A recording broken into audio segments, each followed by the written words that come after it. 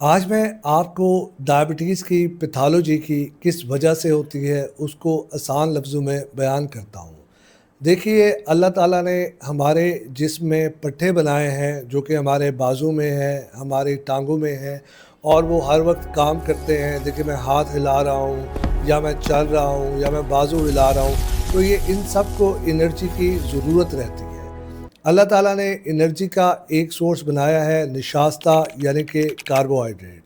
آپ جب نشاستہ یا کاربوہائیڈریٹ جو کہ آٹوں کی صورت میں ہے، جو کہ پھلوں کی صورت میں ہے، سبزی کی صورت میں ہے، چاولوں کی صورت میں ہے، آپ جب نشاستہ کھاتے ہیں تو یہ نشاستہ جذب ہونے کے بعد ہمارے جسم میں گلوکوز کے اندر کنورٹ ہو جاتا ہے، یا گلوکوز کی ڈفرینٹ اقسام کے اندر کنورٹ ہو جاتا ہے۔ فرکٹوز ہے، گلیکٹوز ہے، مالٹوز ہے، ان میں یہ تبدیل ہو جاتا ہے۔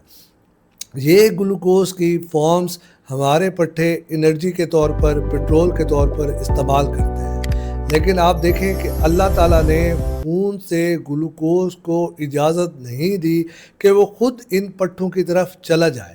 اس کے لیے رب العزت نے کریٹ کیا ہے ایک ہارمون جس کو انسولین بولتے ہیں۔ آپ یوں سمجھ لیں کہ یہ انسولین آپ کا ایک ٹرک ہے جو کہ آ کر یہ گلوکوز، یہ پیٹرول اٹھائے گا اور آپ کے پٹھوں کو پرووائڈ کرے گا، اور آپ کے پٹھے وہ انرجی یوٹیلائز کریں گے۔